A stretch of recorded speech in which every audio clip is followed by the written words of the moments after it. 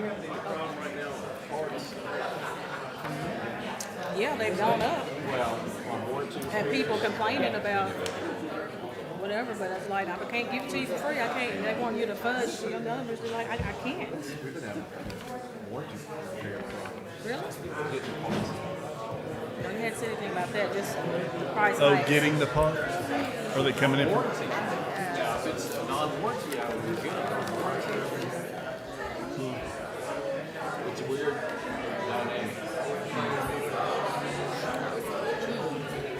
Dynamic.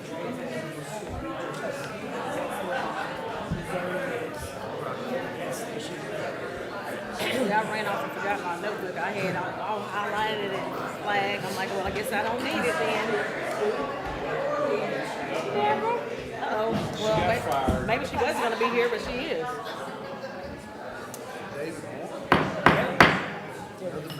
Good morning and welcome to the August 27th, 2025 City Council meeting. We're going to begin with the invocation from Councilmember Hawkins, followed by the pledge. If you'll please stand. Good morning. Bow with me if you will, please. Dear Heavenly Father, we thank you for this day and the opportunity to serve our community. We please ask that you grant us the unity in our unity in our decisions, wisdom in our discussions, and guidance to lead with integrity and grace. Bless the city, our citizens, our city employees, this council, and everyone that's gathered here today. We ask these blessings in your daughter and son, Jesus' name, amen. Amen.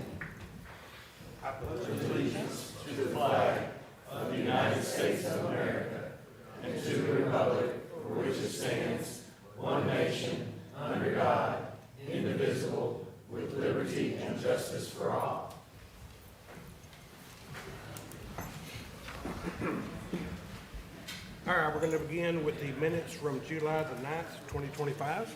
Move to approve. Second. Got a motion by Wynn, second by Hawkins. All those in favor say aye. Aye. Opposed? Motion carries. We're going to come down for one service award.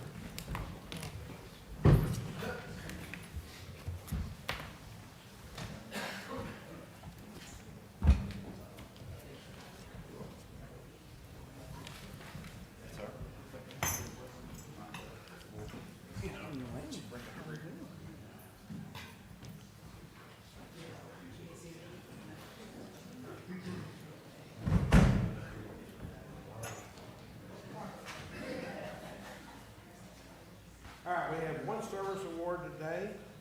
Timothy Cravens, Construction Superintendent, wastewater, 25 years of service. Come on, Timothy.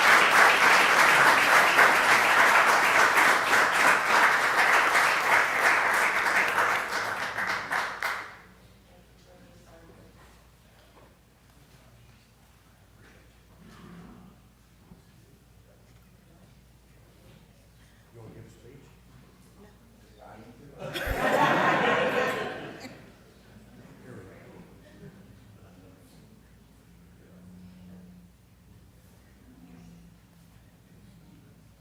Really, just thank you for your 25 years, and we hope you make it to another 25. Well, thank you, Mr. Mayor. Thank you.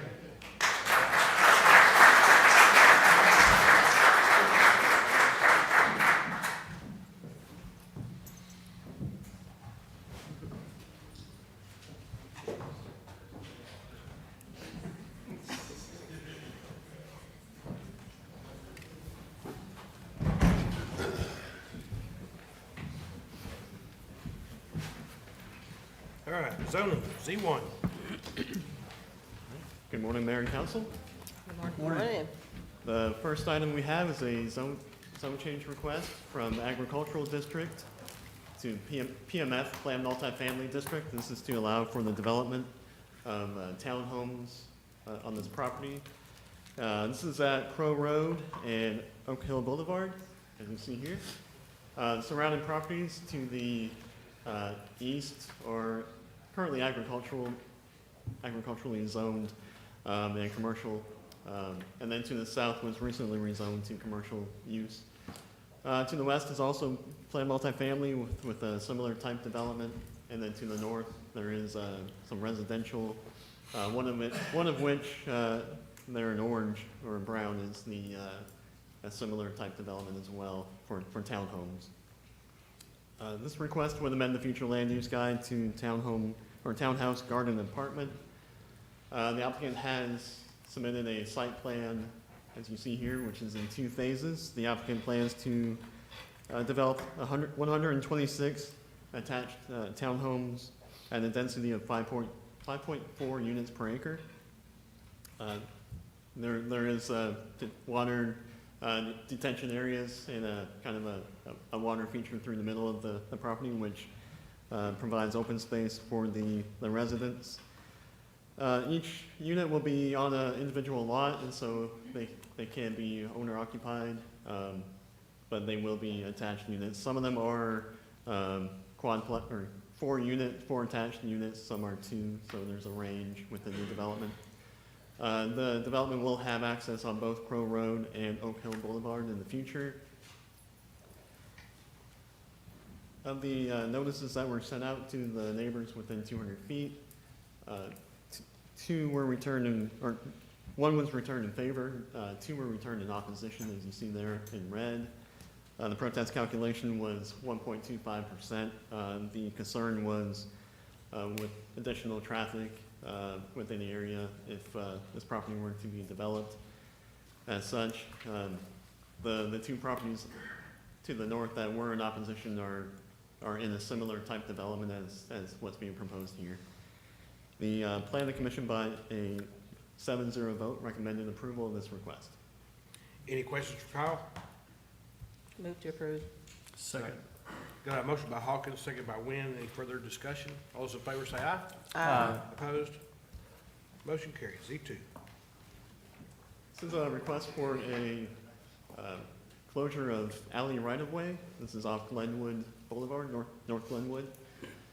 As you see here, it's just south of Martin Luther King Boulevard. And so the property there in green is an unimproved alley right-of-way. The applicant plans to incorporate this into their property so they can continue to maintain it and have it as part of their lot. It's currently undeveloped. There is no alley within it, and so the planning commission by unanimous vote recommended approval, subject to the applicant replanning the property within 6 months. Any questions for Kyle? I move to approve Z2. Second. Got a motion by Marsh, second by Nichols. Any further discussion? All those in favor say aye. Aye. Opposed? Motion carries. Z3. This is a request for a zone change from R1B single family to R2 two family on South Peach Avenue. And this is to allow for the development of a duplex on the property. The surrounding properties are currently zoned R2, which is what the applicant is requesting. Many of the properties are currently undeveloped. There's single family homes to the west, and there's a park to the east.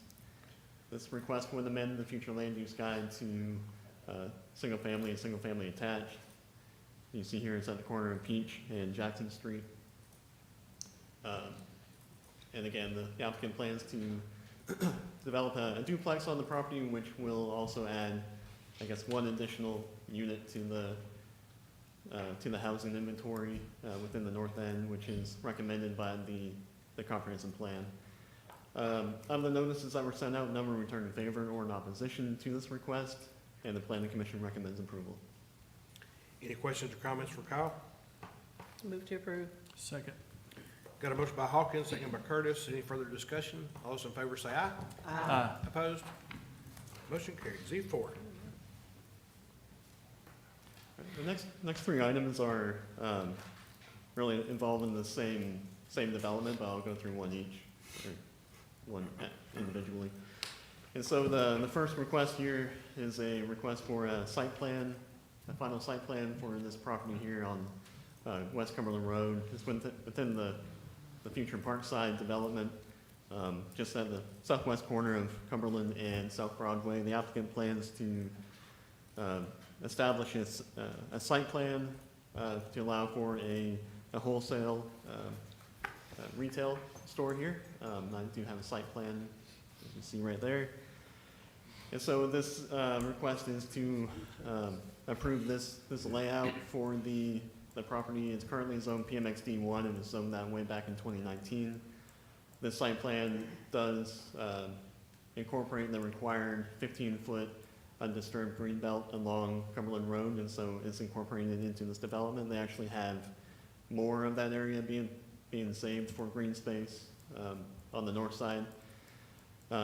Again, that was intended to provide some transition between the homes that are north of Cumberland and the commercial development on this property. So this is what's being proposed. Again, it's over 100,000 square foot retail development. And so this request is to establish the site plan as part of the zoning for the property. Of the notices that were sent out, 2 were returned in opposition from the same owner on the north side there. They own both those properties. The protest calculation is 2.27%. And the concern was just as the property to the south develops, there's concern about additional traffic and kind of the change in that area. But I'm not sure they were aware at the time that 15-foot undisturbed green belt is also being preserved with this development. So that's still being honored as part of this. And so that should act to mitigate any visual effects of what's occurring south of Cumberland. The planning commission by a 7-0 vote recommended approval. Any questions for Kyle? Yeah, Kyle, so when we develop this section, how many entrance and exits will be here? We've got the one going to Cumberland, it looks like 2 going out to 69, is that correct? Yeah, so this development here will access the north-south collector Parkside Road only. It will not have separate access onto Cumberland Road. The entire development, as it is, will just have the one road or connection to Cumberland. There will be some shared driveways down Broadway. You see 2 there. I think there might be 1 or 2 more south of here. And so, but in terms of this actual, development on this property here, they don't have any additional access to Cumberland. So one way in, one way out. No. So you'll have, we had looked on Cumberland as a possible road on what we'll say is there we go, thank you. On the west side of that, as you get closer to Dayspring Methodist Church, the drop off of the property, the topography there is pretty steep in that spot as well. So it made the road or even a drive access point on the back side of the location that you're seeing there impractical. So you have the road piece there. Now you do have, because of the pad sites, flip it to the next one, and this is the ones you're seeing for Broadway. Right. The pad sites there on then the east side of Parkside Drive have access. You see the 2 there, and then I think there's a third one that's part of this first phase of this development that also then has access onto Broadway from there. And I think the pad site, and I know the developers here, so he's probably much more attuned to answering these questions, but I think that the pad sites are something we want to try to move forward with at the time they're also building this. Sure. And Centennial Parkway will also come into the development as well. Right. Yeah. But when we open this, as it's moving forward right now, there's basically 1 entry and 1 exit off Off Cumberland Cumberland. only. Correct. Do we want Trey Trey, to answer you these come up. questions?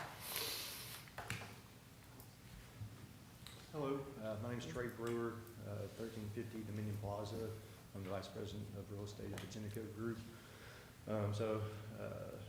Mr. Broussard is correct. There's 1 entrance up on Cumberland Road where Parkside Drive will come down to just across where Dairy Queen is, and that'll be a 4-way traffic light. We do have plans to construct, if you're looking north to south, there's 1 pad site adjacent to Cumberland Road, and there's 1 south of that. There will be an access drive from Parkside to Broadway, and that, we think, if you're coming south from Broadway to BJ's, that's where you're gonna turn in right over to BJ's. That'll be the main entrance. Of course, we would appreciate another access drive to pad sites south, but that hasn't been approved yet, just so there's more ingress and egress. But right now, there'll be 2 access points on Broadway and 1 on Cumberland. Phase 2 later will have 2 or 3 more access points, according to the preliminary plat. So we're calling this phase one, and the two entries off of Broadway that we see, one right there and the next one, will be built when this is open or will not? We would appreciate approval of that one, but that hasn't been approved at this time. Okay. But the one south of that, Centennial, will be a full four-way traffic light. Yes, sir. So the road he's talking about, the one that goes, Parkside Drive, when you get to Cumberland, can you turn left or right, or is it right turn only? Which way are you coming? Right there where the pointer is. When you get up to You're, Cumberland, you're coming out, going out. I believe you can do right or left. Is there a light there? No, it's too close to the other traffic signal for any type of controlled access at that point. So, you can see kind of the controlled access pieces that you have that are for the right turn in off of Cumberland, headed south onto Parkside Drive. Coming off of Parkside Drive, there is, and you can kind of see how that Cumberland piece is there as well, as far as some, what we'll call them hoods or protections that are there for those who are turning left off of Parkside Drive onto West Cumberland to then head west. So some of that is in there to help break that up. I think it's also in there to help prevent traffic going across into Crooked Trail also, and creating unnecessary traffic into the neighborhood. Yeah, that was a concern of ours. That's the reason we actually looked to see if we could move this to the western side of this property because of how it lines up with Crooked Trail. But as I said earlier, that was just impractical to be able to do that. So it does line up, and that is something long-term we'll probably have to look at a little bit further beyond just this piece. So then when we do open this development, there's going to be one entry and one exit only? We're gonna build Parkside, we will definitely build that, that's in the Good. construction plans, and we will build Centennial, is just to the south of this drawing, Yeah, you can't see down that to there. Parkside, it's gonna be like an L. So both of those will be built when we open up Yes. this, so we'll have good circulatory.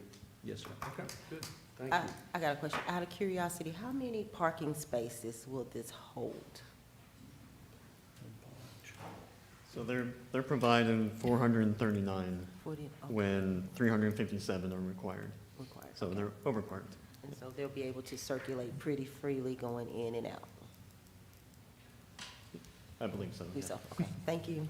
All right, any other questions for Trey or Kyle? I move to approve. Second. Who was the second? Got a motion by Haney, second by Curtis. Any further discussion? All those in favor say aye. Aye. Opposed? Motion carries. Z5. Don't go anywhere, Trey. Okay, so this is part of that overall development, but this is a piece that was left out, or I think it was recently purchased by the applicant. It's just that little triangular piece there. So they're asking to rezone this piece to be PMXD1 like the rest of it, and to also establish that site plan for that little portion of it. And so as you see here, it's the same development, it's just, that's what's being technically approved here is Oh, this little drive area. And so the planning commission recommends approval. All right, questions for Kyle? Move to approve. Second. Got a motion by Haney, second by Nichols. Any further discussion? All those in favor say aye. Aye. Opposed? Motion carries. Z6.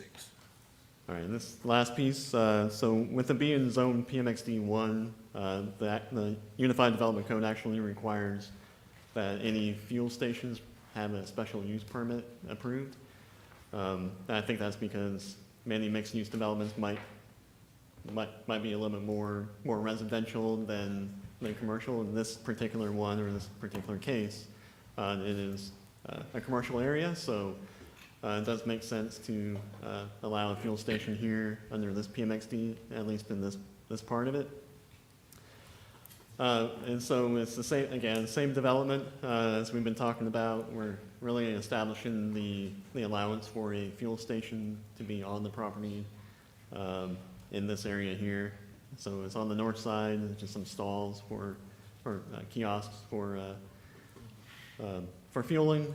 And so with this request, with it being a special use permit and it being more of a typical, development, commercial development, it's recommended to approve this for an indefinite period of time.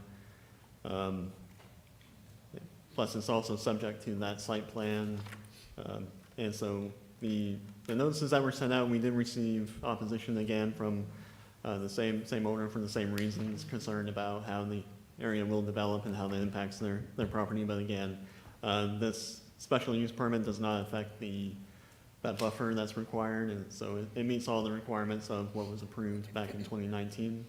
And the planning commission recommends approval. Any questions for Kyle? Move to approve. Second. Got a motion by Haney, second by Nichols. Any further discussion? All those in favor say aye. Aye. Opposed? Motion carries. Z7. Okay. These next two items are also related, but I'll go through one each. And the first one is a request for an annexation. This is being made on behalf of the owner, so this owner-driven annexation request. This is on at 344 McNabb. It's really on the corner of Old Omen Road and County Road 2120. As you see here, it's this development was it's actually currently already developed with as a detached single-family or detached development. I'll go to the site plan or the property here. They are on a single lot, and the applicant is requesting to annex this into the property to have it under city zoning, but also have city utilities as well. The surrounding properties are some vacant property right now. There are warehouses or storage units to the east, some townhomes to the north, multifamily to the north as well. This is the site plan, so with it being requested to be planned multifamily to allow for this development, or planned multifamily would be in the appropriate zoning classification for this development if it were in the city. And so the applicant's requesting that, and this is the site plan they've prepared for it. And so of the notices that were sent out, none were returned in favor or in opposition to this annexation request.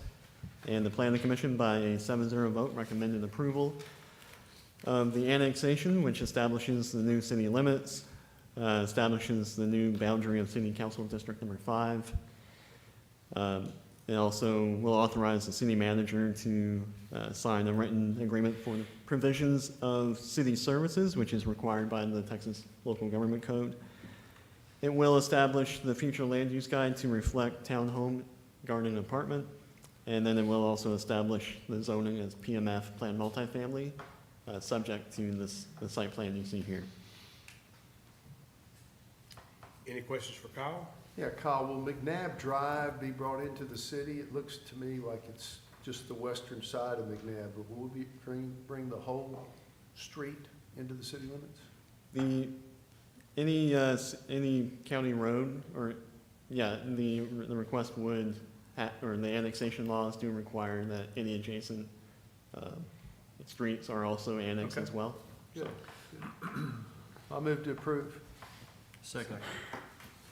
Who was the second? Okay, got a motion by Nichols, second by Curtis. Any further discussion? All those in favor say aye.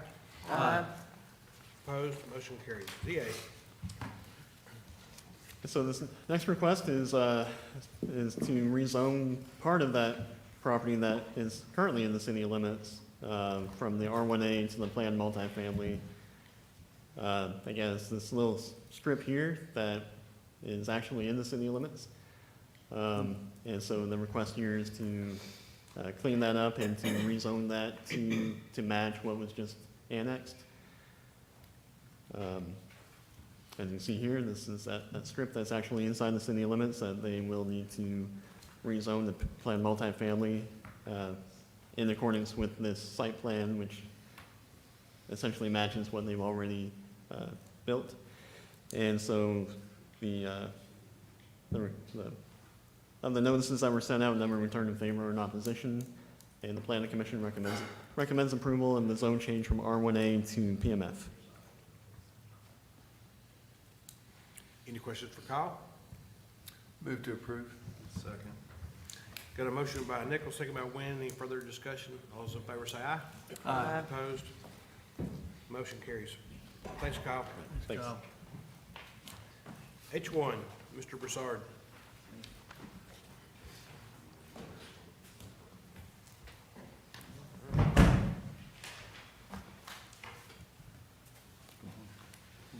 Morning. Good morning. Good morning indeed. Morning.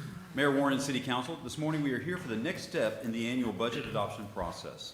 We presented the proposed budget to you on August 13th. Our core services Strong Foundations budget reflects our continued focus on delivering the essential services that residents rely on every day. Safe neighborhoods, smooth roadways, clean water, and responsive city services. Before we open for the public hearing, I want to briefly review our proposal. We begin this morning's recap with the general fund. The general fund consists of departments that don't generate funds directly from the services they provide. Another way to look at it is these are the general services all cities should provide their citizens. These departments include police, fire, parks, street maintenance, traffic operations, the library, and our municipal court. As is in the past, sales tax is our largest source of funding. We estimate that sales tax will provide about $44 million in funding for the next fiscal year. After sales tax, the next largest source of revenue is our property taxes, followed by franchise fees, fines, and penalties, and other revenues. With such a heavy reliance on sales tax, we carefully review economic trends and other local indicators while formulating sales tax revenue projections year over year.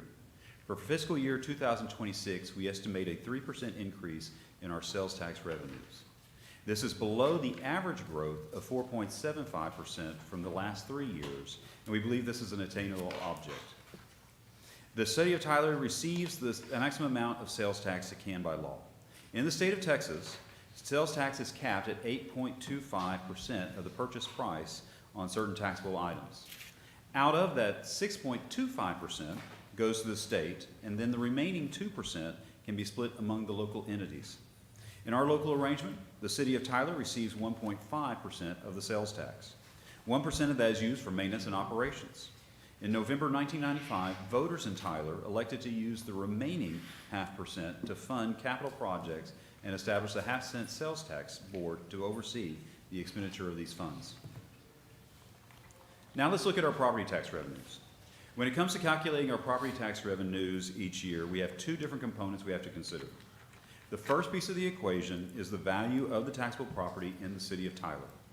This journey begins January 1st of each year when the appraisal district begins determining the value of property in each taxing jurisdiction. After the appraisal district determines the value of the property, they then can determine the net taxable value by subtracting any exemptions that property is subject to. In Tyler, these exemptions include items such as the homestead exemption, certain exemptions for individuals over the age of 65, and individuals with disabilities. Once those calculations are completed, the appraisal district provides the city with a total net taxable values of properties within the city limits. As illustrated on the chart above, the growth in net taxable value from 2016 to 2022 was approximately $1.7 billion. From 2022 to 2025, net taxable value grew approximately $3.8 billion. This growth is due to multiple factors. One factor is the addition of new properties that have through new construction.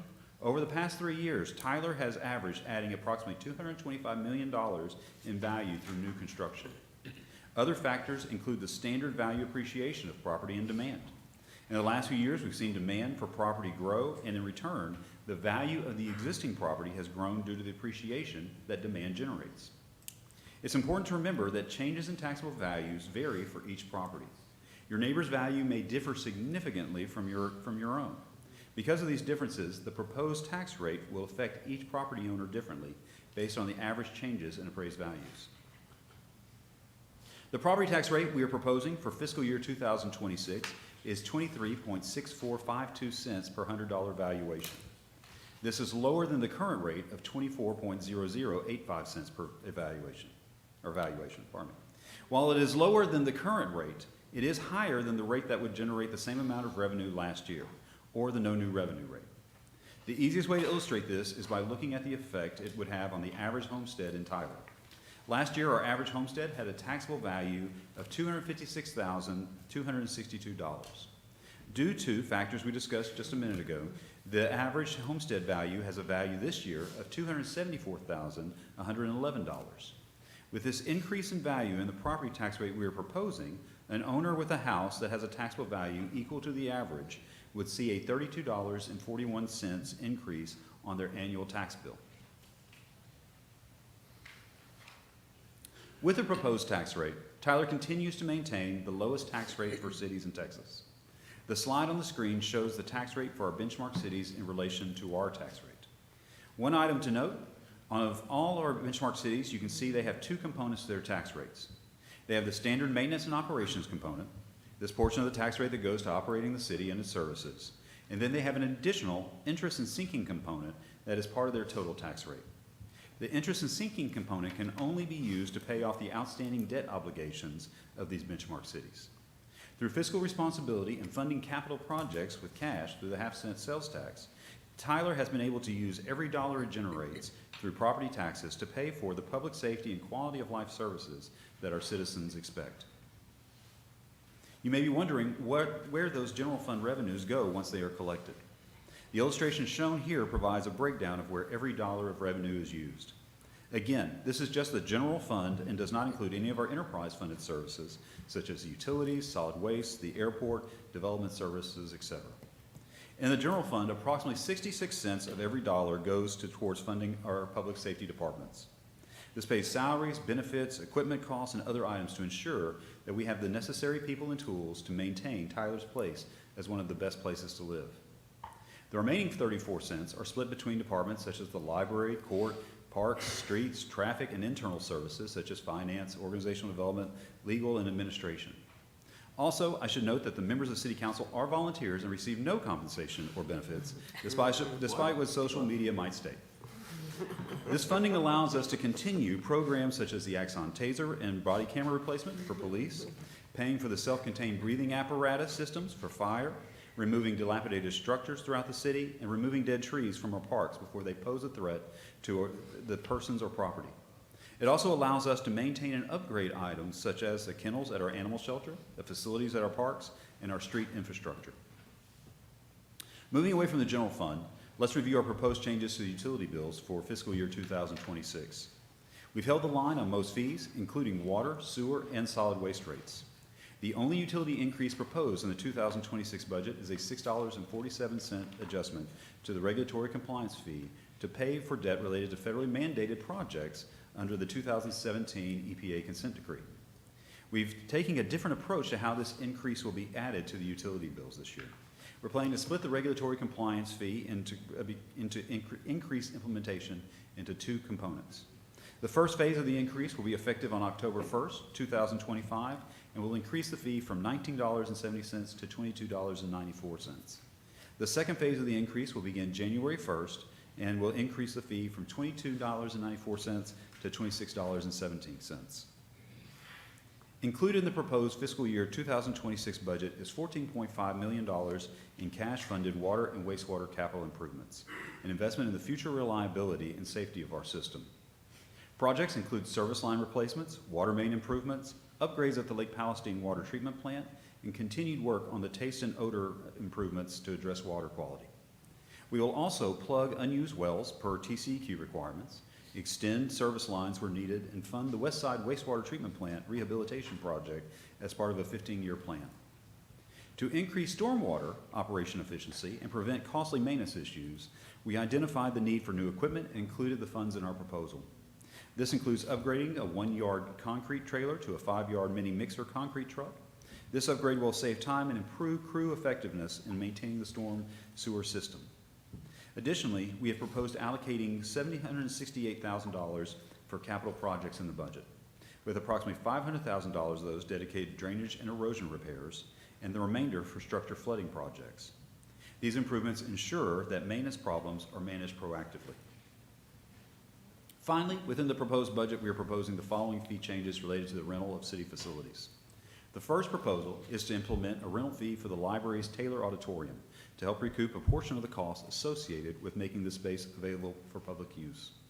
The proposed fee structure is $100 per hour for private use, $50 per hour for nonprofits with a 2-hour minimum.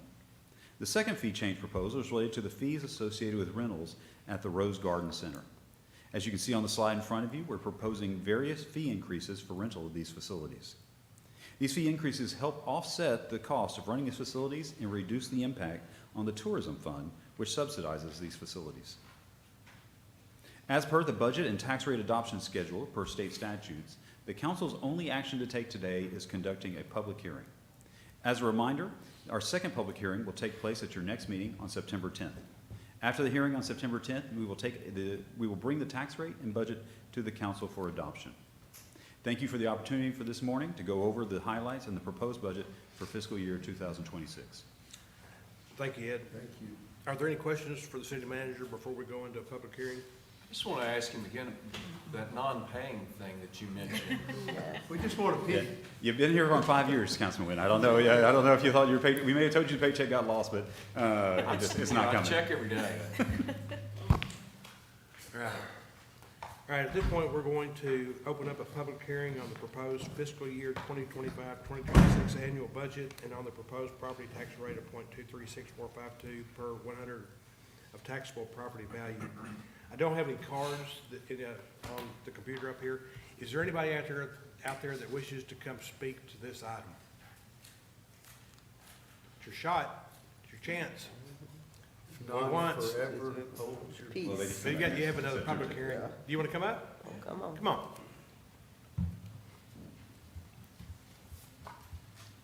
Can you state your name and address for the record, please?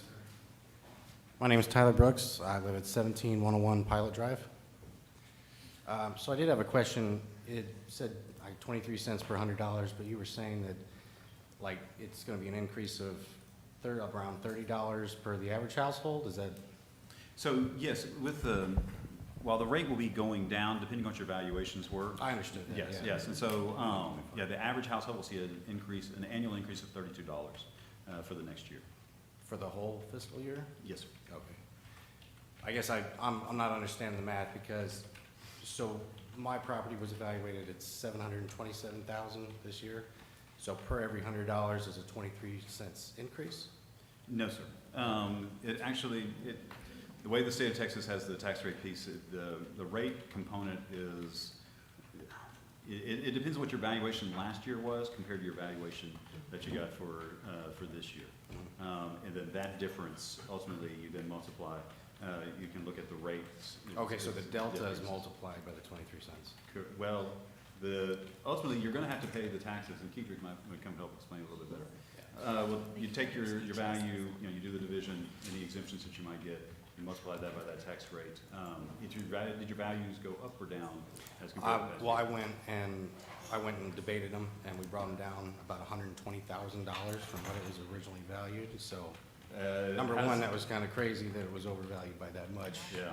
So I'm glad I went and did that. Yeah, and so depending on what then your value was last year, if even at the new value they had you at, if your new value actually, your value that you have for this year is less than the value that they valued at the year before, your taxes will actually, property taxes will go down. If it is higher than it was the year before, then the change will be dependent upon what you paid in taxes this last year as compared to your new property valuation minus exemptions times what the new rate would be. Okay. Does that, or he's already. And if you would like, I mean, I'll be glad. If there's more detail, It's Matt, pretty detailed. because from what I understood, my rate was gonna go up $1,600 for next year, which, to be honest, I'm living on a pretty tight budget, and I would Yes. have to probably move out. I mean, I'd have to sell my house if it increased that high, because from the math that I did, apparently, I don't know, I might be missing a factor here, but it was looking like a 20% increase on my taxes over one fiscal year. So, the rate itself is, like I said, is dropping, because the rate was 24 cents, and we're dropping it, or the recommendation is to drop it to 23.6452 cents. So, you'll see the rate that you'll multiply it by drops, but again, it all depends on what that appraised value increased or decreased by, then what is that impact gonna be on So hopefully it should yourself? just be an offset, maybe? What was that, sir? It should just be an offset from what I was able to deduct? No, if your value went down, you will pay less in tax. Okay. Kedrick, As a man said, each property, that these are average numbers. Right. So the impact on each individual property could be Kedrick, different. Can you come to the microphone? So those numbers are averages, so each property could be impacted a little differently. But what I would suggest, if you don't mind, I'll just step out with you. We'll go through the details, and I can answer any questions you want. And also, we got a second public hearing, so if you want to come back. Sure. Right. Yes. And also, just as a point of reference, and thank you for giving us the opportunity to say, this is for the city side, so, you know, your tax bill, you know, my tax bill includes the city, the county, the school district, the TJC.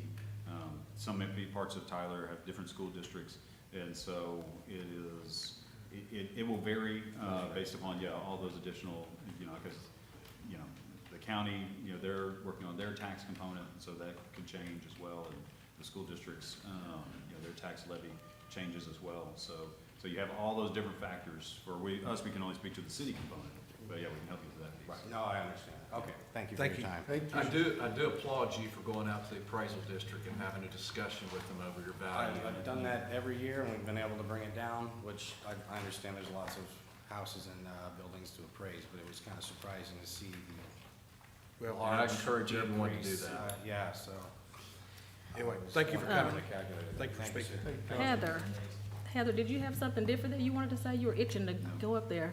She's just ready Something, to one. okay, just to know she has something different to add. All right, is there Okay. anyone else that wishes to come speak to this agenda item? All right, seeing none, we're gonna close the public hearing and move on to M1. Heather. Good morning, Mayor and Council. So, have some great news this morning. We have our annual accepting of the annual review of the City of Tyler property tax abatements, which this year include only Hood Packaging and Train. The committee found that all were in compliance. Both companies submitted their numbers, and this is good through the end of 2024, December 31st of 2024. And Hood Packaging has expanded its employment by 18 new jobs, and with a $20 million investment in their plant and equipment, which exceeds their target performance at $17 million. The committee recommends that the 2024 abatement is granted at the full 80%. And Train they've maintained their employment at 400 for the new building investment at $118 million. They've added a total of 1,730 new jobs throughout this project, and they now have a current total of 2,139. So with that, they meet their requirement for performance, and they are recommending full abatement at 100%. The City Council is asked to accept the annual review of the City of Tyler property tax abatement regarding Hood, Packaging, and Train. All right, any questions for Heather? Yeah, I got a quick question with Train. Didn't they just recently lay off? Are these numbers reflective of that, the No, layoff? not those numbers. This report is good through December 31st of 2024. Okay. Is this the third year of the 100% on Train, do you know? Seems like it probably. Now, on Train, we're at 100% the 3 years, yes. Third year, Any other questions? Move to approve. Second. Got a motion by Nichols, second by Haney. Any further discussion? All those in favor say aye. Aye. Opposed? Motion carries. We're to come back to M2 after we get through with our executive session. So we're gonna move on down to the consent agenda. Do we want to approve as presented? Move to approve the consent agenda as written. Second. Motion by Curtis, second by Nichols. Any further discussion? All those in favor say aye. Aye. Opposed? Motion carries. Down to the city manager's report. Mayor and council, I'm here with your weekend plans. So on Friday morning, we are going to have a groundbreaking. This is at 9:30 a.m. And doing this in collaboration with Smith County for our downtown improvement project. And so that will be done. Mayor Warren and County Judge Neil Franklin will be there to give remarks, and then also to bust some stuff up on the square. And so none of the monuments. but just some other stuff. And so we're very excited about that. This is a great opportunity to kind of celebrate this project and the things that are going on downtown. And so that will be at 9:30 a.m. on Friday morning. That evening, you and your pup and dog can then go celebrate beating the heat, I guess, with Paul over at Fun Forest Park at the swimming pool there. It's the last day of the pool's operations that Friday, and so it just all goes to the dogs. And so our residents are invited to come and have their dogs swim and enjoy the spray park that evening as part of Paul Cello. Then on Saturday night, feel free to come to Bergfeld Park, bring a blanket, bring some chairs, bring some friends, and enjoy the East Texas Symphony Orchestra as they have the concert in the park on Saturday night. That's always a great time. We always have such a great outing at that event. And if you like the music at the park on that Saturday night, come back the next Saturday, on the first Saturday in September, where Greggy and the Jets, which is an Elton John tribute band, will be performing. Parks and Recreation Department and Liberty Hall have worked in collaboration to work to continue to bring more music to the park, and so use of the amphitheater there. And so we will have that event that Saturday night, and we're looking forward to that, and appreciative of Parks and Recreation and Liberty Hall of helping make that happen. So can you sing that one line, Greggy and the Jets? That's not actually how that line goes, but no. We are being recorded as we speak. All right, any comments or anything from the city manager before we go into executive session? No? Okay, sorry, I gotta read all this.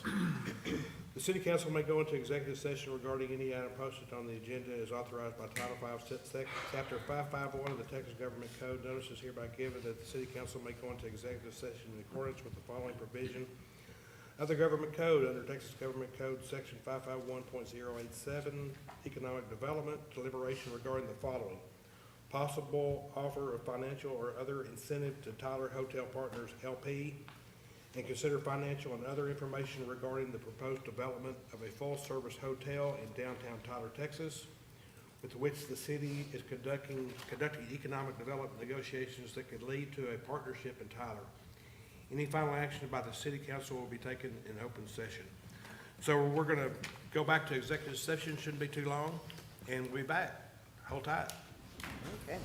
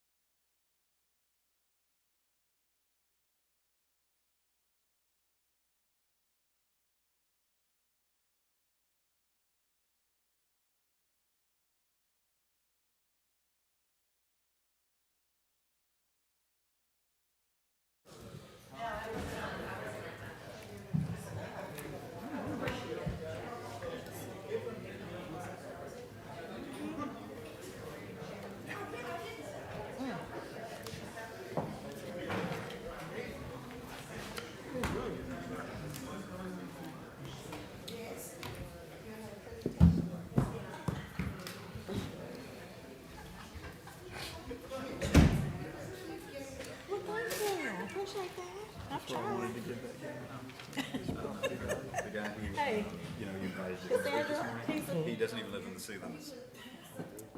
He's not even paying city taxes. Great. And you? Watch what you ask for. You ready? Still be back with us in just a minute. Okay.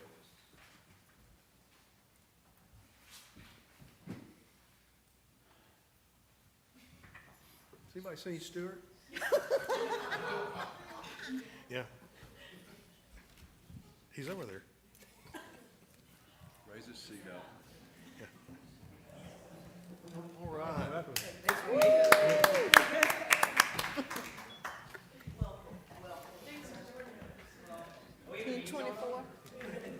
All right,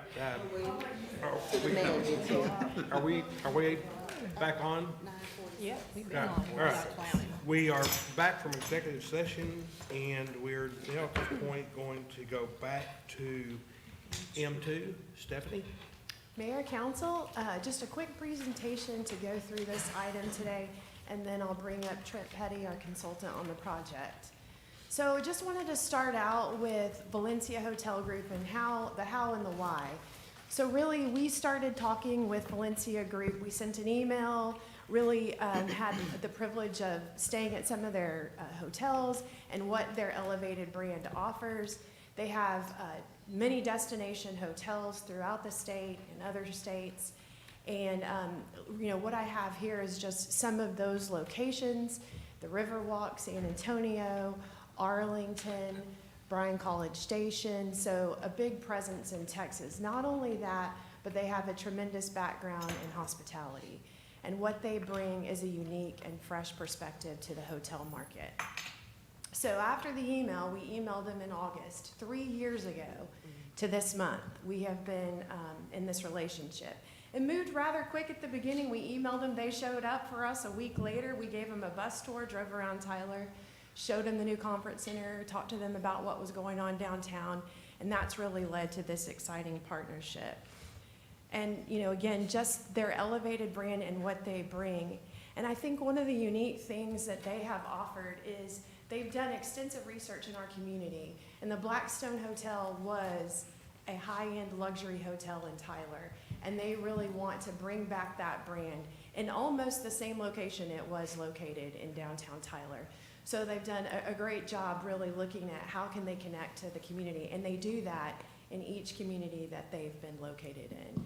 So again, this project overview is really a destination full-service hotel, 140 rooms, extensive meeting space and wedding space, and then also an investment of over $47 million into the downtown location. This is a rendering that we've been working with Valencia on. As you can see, pool, high-end property, something that is really going to be a catalyst project for downtown. And so one thing I would be remiss if I didn't say is that we have had a tremendous effort. The staff, legal, everyone from legal to Heather Nick, her staff, and Valencia Group really pushing this to the end to get it ready for today. So I just want to say thank you to everybody on the city staff level in Valencia who's done the work. And then the lion's share really was Trent Petty, and so I'm going to bring him up, and he's going to go into some more details with the deal. Thanks, Stephanie.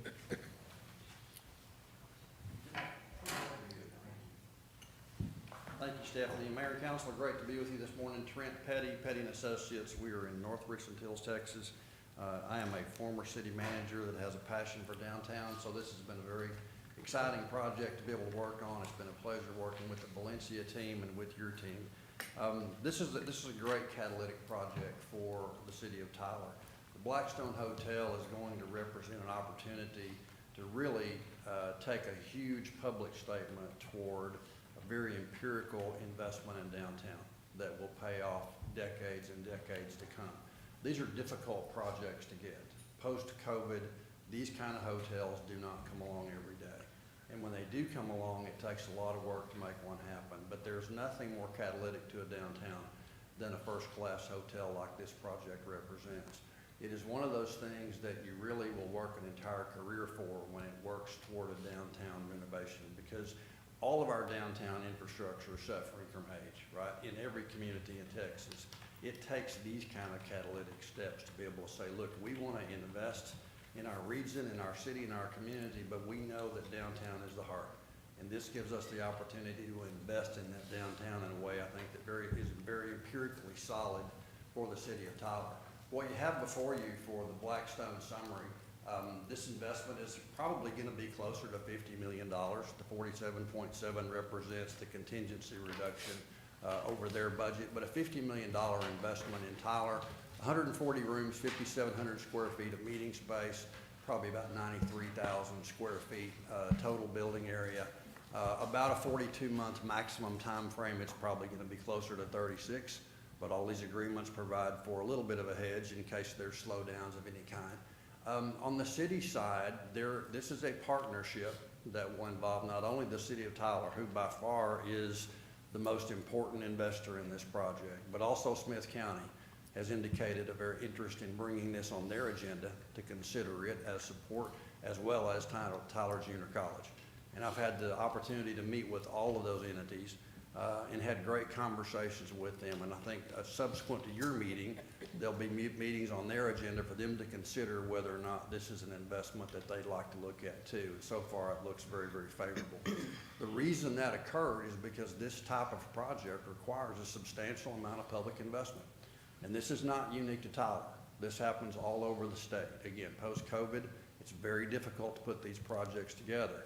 But the good news about this project is when you look at the public investment, there's still about a 4-to-1 ratio benefit.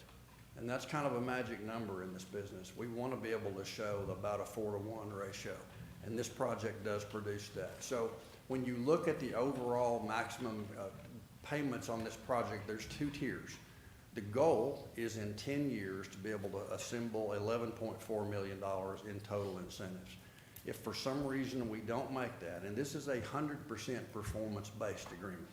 There's no cash coming out of the city whatsoever. This is only based on the performance of the product. So there's no risk to the city from the standpoint of having money out there on the table that you could lose. That's not going to happen. But if we can make that $11.4 million from the incentives that have been offered, then the project ends at $11.4 million in 10 years, and you're done. And 100% then of those benefits come back to the city of Tyler.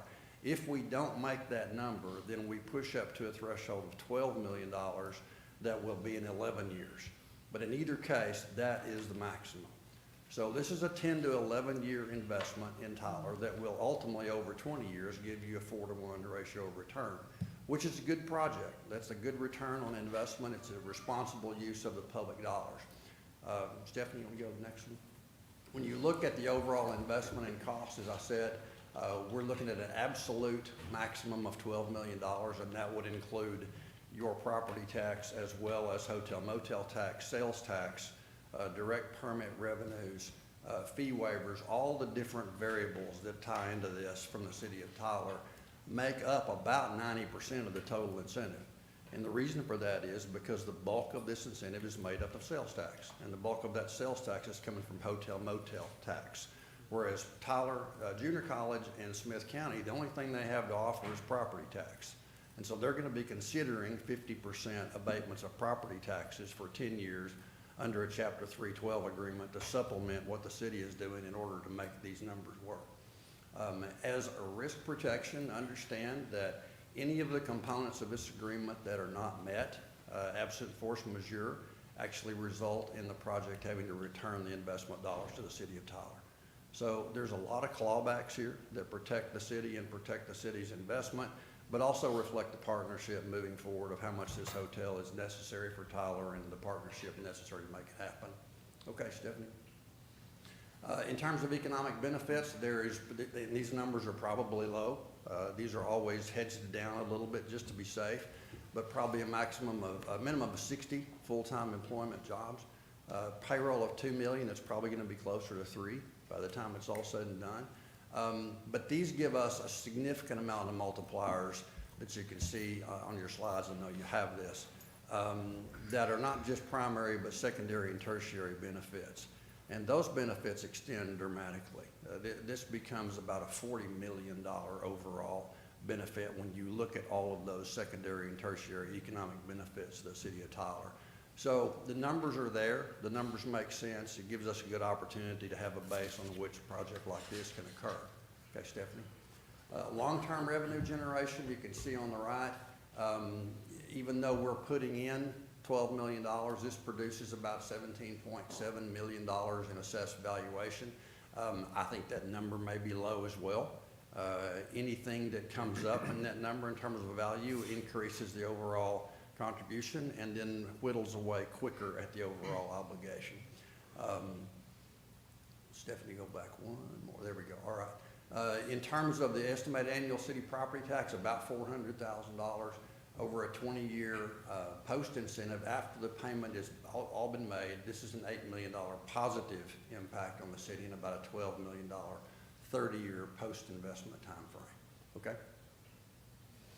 In terms of cost benefit, like I said, about a 4-to-1 private to public investment ratio, $2 million in annual employment benefit, maximum contribution at 11 years. A project like this hopefully will be operating in Tyler when all our grandkids are in Tyler. So this is a very, very long-term investment. 10 years is not a super long time to invest in a project with this kind of impact. Okay, Stephanie? And that's it. I'm happy to answer any questions that you may have. Again, on behalf of the city team as well as the Valencia team, I think the Blackstone Hotel is going to be a home run for Tyler, and we look forward to taking this to the other entities and getting their support as well. All right, any questions for Trent? I don't have a question, but just a general comment. First, thank you for your work that you've done Sir. on this project. And I think the word that you use, catalytic, I think describes this project to a T. The amount of additional growth and additional investment that we will see, not just in downtown, but our city from this project is going to be monumental. So thank you very much. Yes, sir. Thank you. And one other thing, we're talking about tax money that doesn't exist That's right right. now. I mean, it's not there. It's coming That's right. when this project's complete, but it's not there now.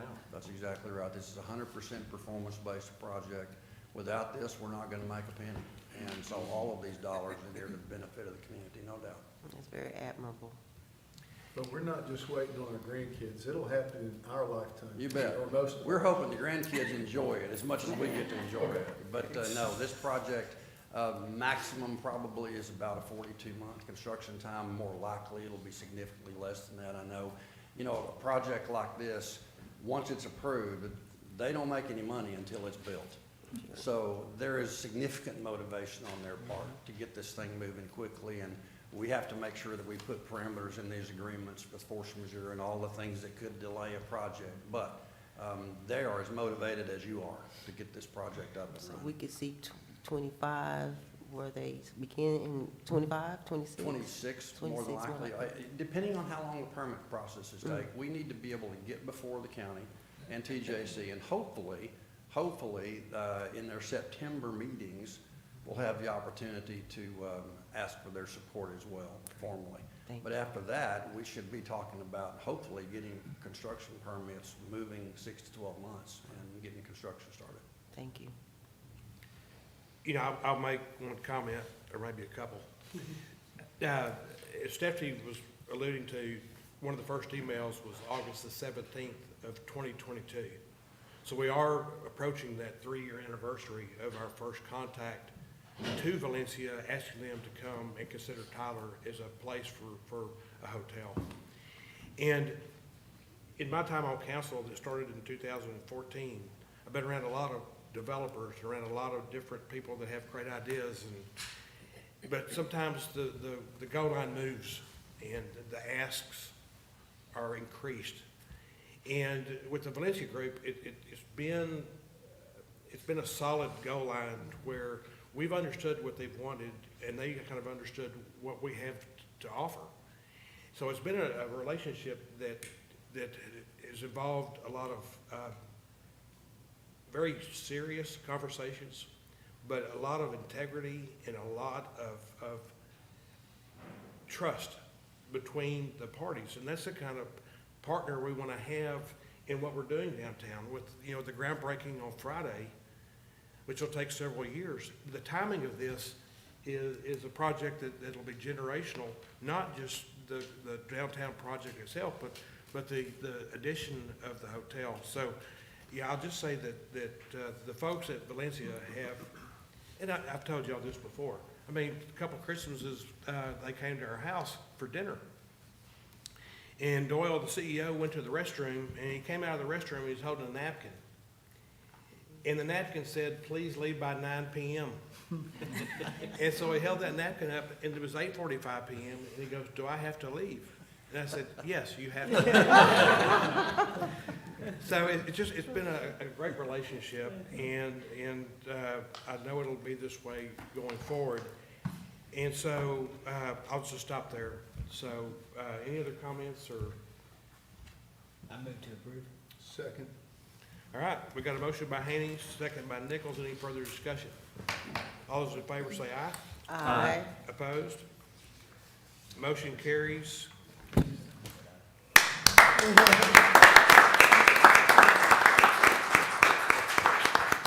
Now, we do have some folks in the audience from the Valencia Hotel Group. We got Doyle Graham, who's the president and CEO. We got David Miller, who's the CFO. And we have Jennifer Schultz, who's the vice president of corporate finance. Thank you guys for making all your trips up here. Doyle, will you please come up and just make a few comments? We'd love to hear from you. He's an Aggie. Thank you, Mayor. Well, this is very exciting, and I want to first say that we are really excited to be here. As both the mayor and Stephanie mentioned, we received a phone call from the mayor's office. I can't believe it, but it's been 3 years ago now, almost to the month. And we came up here, and I'd spent some time younger in Tyler, and when I was here probably 10 years prior to that trip, I drove around Tyler and drove all throughout downtown looking, as I always do, being in the business that we're in, wonder if there are any hotel opportunities here in Tyler. And 10 years ago, that would have been 13 years to today, and I just didn't see any opportunity really for us in downtown Tyler. Well, after the mayor's office contacted us, and we brought a group of 4 of us up here on the first trip, and well, I couldn't believe the change that I had seen in downtown Tyler since 10 years prior to that. And so I went back to the team and I said, y'all aren't gonna believe, I think that there's a real opportunity here in Tyler. We've got to figure it out, but I can't explain it. You're just gonna have to, we're gonna have to all load up, and we're gonna have to all, as a team, come back to Tyler. So we came up, I think, with 8 of us on our development team, and you just had to see it. And so the entire team saw it. We fell in love with the opportunity, have always loved Tyler, and the people in Tyler, amazing city. And so we just rolled up our sleeves and said, doggone it, we got to figure out a way to make this work. And we went down one path, and we couldn't find the right site, and we couldn't find anything that would work. 6 months into it, I thought we had just about given up, and then this opportunity came for this location next to the Regions Bank building, and we began working on that, and things started kind of falling into place, and then we started looking at the design of the hotel and how could we make this fit on this site, because it's a small site, and then through our research department, our design team, you know, we're coming up with a design for this hotel, for this site, and lo and behold, we come to find out that there was a luxury hotel built about a block from this site called the Blackstone, and it opened its doors in 1922. So what we're actually doing here is we're bringing back with we refer to as the reimagination of the original Blackstone Hotel. We will be bringing back the only luxury full-service hotel in Tyler, Texas. There hadn't been a luxury full-service hotel in Tyler, Texas since the original Blackstone that was built in 1922. So we're real excited to be a part of it. All the comments that you all made about this is going to be a benefit, that something that hopefully the entire community will enjoy, your kids will enjoy it, your grandkids will enjoy it, and we're excited about that. That's the business we're in. That's what we do. It's all about hospitality, and I'm looking forward to coming back when this hotel is open for the Tyler Rose Festival. There'll be wedding events, there'll be business functions. We're gonna have an incredible ballroom on the roof of this hotel. And it's gonna be a great destination, not to mention the fact that it'll be a great place for all the visitors that you'll be having coming to Tyler over the next 50 years. So thank you all very much. We're excited. Thank you. Thank you, Tom.